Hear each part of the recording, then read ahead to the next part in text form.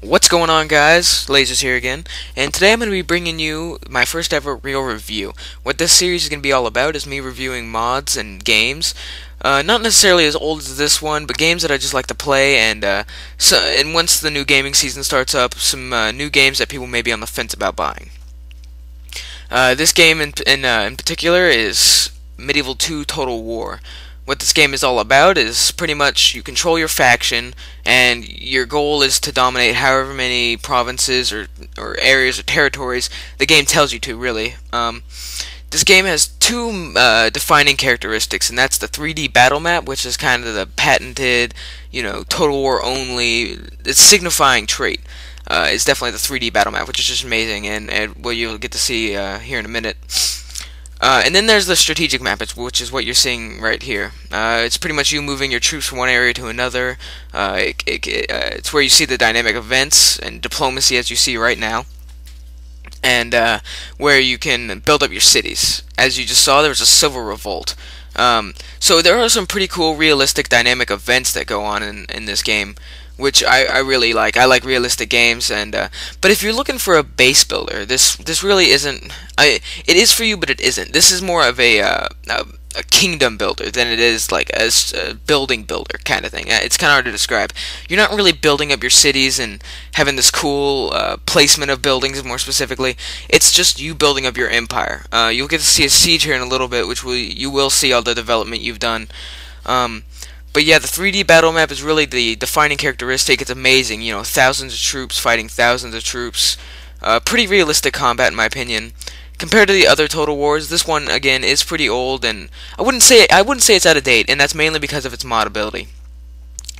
It's pretty much just text files that are used in this game, so it's very easily modded. There's some big time mods like the Third Age Total War, which is set in the Lord of the Rings trilogy. But yeah, there's some awesome, outstanding mods. As you can see here, even the sieging is pretty dynamic sometimes. You can see right above the siege equipment that you can build is how long it'll take you to starve out the troops in the castle, which is a cool feature. So just jumping right in, this is a siege battle right here. I was bringing my siege ram to crash down the gate, and yeah, the battle is pretty awesome. It's a little bit outdated compared to most of the Total Wars. Just to go over what all the Total Wars are, it's your first Total War was Shogun, then you had Medieval 1 Total War, and then you had Rome, and you have Medieval 2 Total War, and then you had, I believe it was Empire, and then you had Napoleon, and now you have Shogun, and Rome 2 Total War is going to come out pretty soon, which is going to be absolutely amazing. But if you're looking for the most realistic, most developed, most amazing game, Total War game you can get, it's definitely Shogun 2. It's an absolutely outstanding game. Not a whole lot of modability with it. I'll get into that in a little bit, though. Now, as you can see here, there's tons of different ways you can really siege the enemy here. You can always build catapults to take out the walls directly, or you can build siege equipment once you actually start sieging. So there's really a lot of different possibilities. There's a whole lot of variety involved with the game, so you get a lot of replayability from it. So you can play again and again and again, and not really get bored, in my opinion. It is generally the way it works for me. It's always something different with a faction, which is what they do amazingly. They kind of lack on it in my opinion, in Shogun and a little bit in Napoleon.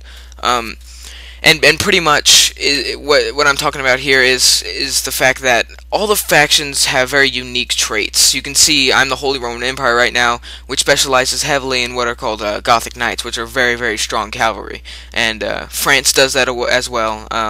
England specializes in their archers and their heavy infantry. And it's really cool because it's very authentic and very realistic in a lot of ways, and it's a cool game to have. It really is, just to add to your library of games. Really, it's an outstanding game to have. And what we'll see here in a little bit is the tactics that are involved with this game. As you can see, just a little bit earlier, I killed the general, which will put a giant morale penalty against the enemy, and the morale plays a huge part in this game, especially only in battles, really, but it pretty much makes their troops rout much faster. Now, in a castle environment, it's not as needed, really. Generally, they'll just fall back to the inner keep, and then you have to fight them there. So either way, you're going to fight them. But as you can see here, on the plains of of a land. I don't know what else to call it, but on planes you'll see where tactics come into much more of a bigger view in this area, where flanking is much more important, and you can also get the awesome idea of the scale, the true scale that this game goes upon. It's really an outstanding. It's just an outstanding game. The combat's really awesome. Graphics are kind of because it's so outdated compared to a lot of the Total Wars. Again, I might do a review on Shogun 2. I'm not sure about the others. I don't think I'll do any reviews on Rome or anything like that much before this game. So as you can see here, it's individual combat, so each soldier is fighting each soldier. It's really gives you the grand scale of what war would be like back then. It's really it's an outstanding game. I don't know what else to say about it. And you see here the flanks that I'm charging with cavalry. If you hit a unit that, say 2 units are fighting and you hit one on the flanks, it really actually does have a huge impact on the enemy unit. And it's pretty awesome because it takes real life tactics into account. So yeah, that's pretty much it, guys. Awesome dynamics for both siege and normal land battles. There are unfortunately no naval battles, which you will see in in Empire Total War, which is absolutely an amazing game. You guys should definitely check that out. It's not as good as Shogun 2, but I do think it's an amazing game. It's kind of considered one of the worst games of the Total War series, but in my opinion, it's a very good game. In this game, you can only auto-resolve naval battles, which is pretty unfortunate. There may be a mod for it, I'm not sure, but I'm kind of doubting that. But you never know, really. I haven't searched. I'll put a link in the description to the giant forum where all the mods are held. Or not all the mods, but the majority of the mods. It's called twcenter.net. I'll hit you guys up with a link in the description. But yeah, it's awesome. The dynamics of the battlefield. This is the only RTS, or pretty much any game that's incorporated battle on this large of a scale that I've seen, and I absolutely love it. So yeah, guys, that's about it. I hope you enjoy the further reviews I'm going to be doing. I will be doing a review on the Third Age Total War. I may do it on Shogun 2, maybe on Empire.